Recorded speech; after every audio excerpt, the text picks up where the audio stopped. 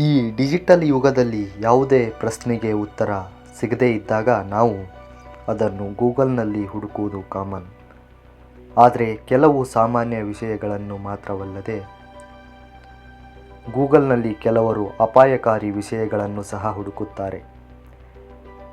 ನೀವು ATM hacking, ನಕಲಿ ನೋಟುಗಳು, ಮೊಬೈಲ್ ಹ್ಯಾಕಿಂಗ್ ತಂತ್ರಗಳು, ಸಾಮಾಜಿಕ ಮಾಧ್ಯಮ ಹ್ಯಾಂಡಲ್ಗಳನ್ನು ಹ್ಯಾಕ್ ಮಾಡುವುದು, ನಕಲಿ ಔಷಧಿಗಳು, ಮದ್ದುಗುಂಡುಗಳು ತಯಾರಿಸುವುದು ನೋಡಿದರೆ ಅಥವಾ ಈ ಬಗ್ಗೆ ಸರ್ಚ್ ಮಾಡಿ ಸಿಕ್ಕಿಬಿದ್ದರೆ ನೀವು ಖಂಡಿತವಾಗಿಯೂ ಜೈಲು ಶಿಕ್ಷೆ ಅನುಭವಿಸುತ್ತೀರಿ. ಅದರ ಆಧಾರದ ಮೇಲೆ ನಿಮ್ಮ ವಿರುದ್ಧ ಪ್ರಕರಣ ದಾಖಲಿಸಲಾಗುತ್ತದೆ. ಸಿಕ್ಕಿಬಿದ್ದರೆ ಶಿಕ್ಷೆಯಿಂದ ತಪ್ಪಿಸಿಕೊಳ್ಳುವುದು ಕಷ್ಟ.